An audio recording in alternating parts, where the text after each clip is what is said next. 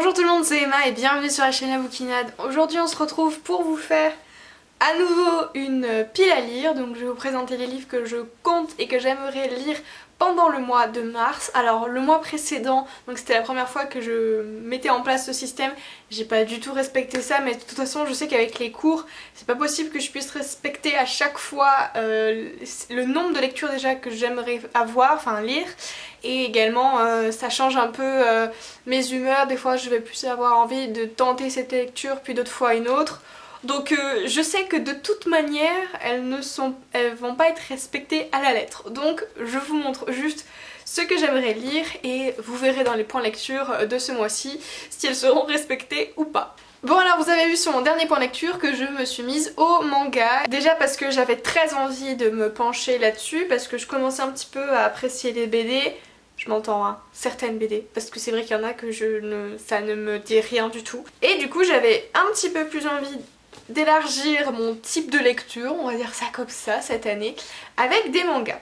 Il est vrai que dans ma classe, pas mal de personnes, en fait je crois que je suis presque la seule, je sais pas, parce qu'on n'est pas nombreux à ne pas lire des mangas, et je me fais conseiller par deux filles que j'apprécie beaucoup, qui sont Maureen et Azilis. D'ailleurs je l'avais toujours pas fait, mais Azilis a un blog, elle se lance dans les chroniques littéraires, donc je vous mettrai le lien de son blog en barre d'infos. En résumé, Azilis et Maureen me prépare pas mal de petits tas de mangas à lire, elles me conseillent, elles me disent qu'il faut que je lise ça, que je faut que je lise ça, etc. etc.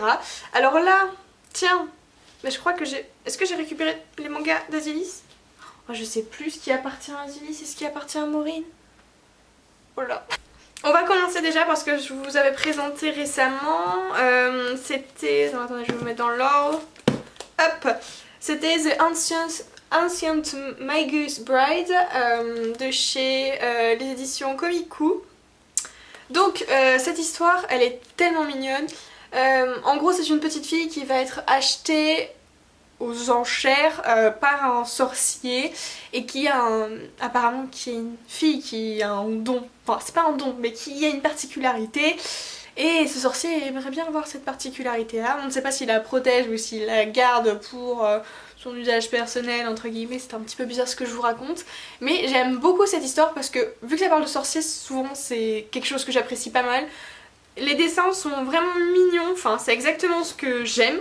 Ça ressemble pas trop au style forcément des BD que je peux lire, mais je sais pas, enfin moi j'apprécie pas mal les dessins, ils me dépaysent pas trop et c'est quand même... ils sont quand même très agréables à voir.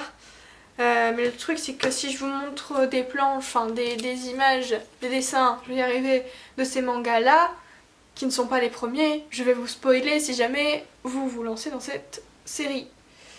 Donc c'est une très bonne série et ça à mon avis c'est sûr que je vais les lire dans le mois, de toute façon c'est sûr. Ensuite alors il y a Les Enfants de la Baleine, donc ça c'est Maureen si je dis pas de bêtises, qui va prêter le premier et le deuxième tome. Alors là je sais plus trop ce qu'elle m'en avait dit, enfin je sais qu'elle est extrêmement fan du coup des dessins qu'il y a à l'intérieur. Je vais vous montrer peut-être plus vers le début, on est d'accord?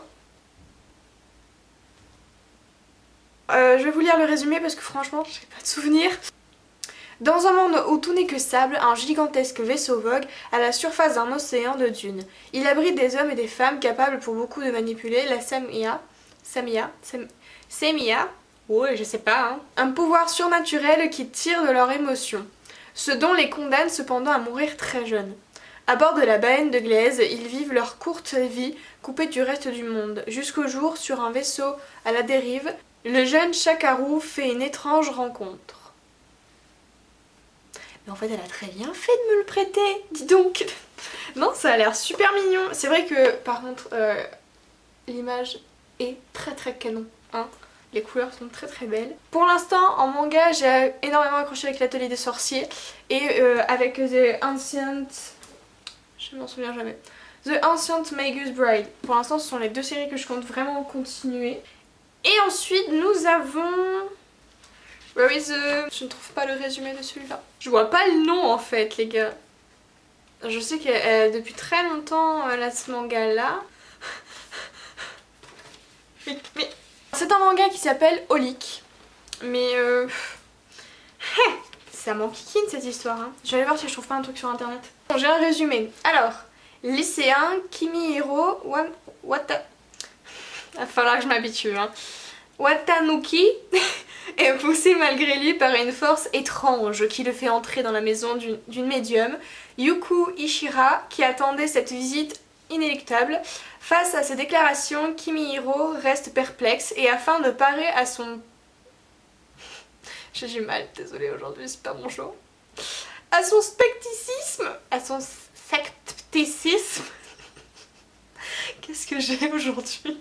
La médium lui révèle des détails concernant son passé, notamment un lourd secret lié aux forces occultes. C'est pas fini. Pour se débarrasser des visions qui l'assaillent, Kimihiro accepte un petit boulot d'homme de ménage chez cette médium, plutôt difficile à vivre.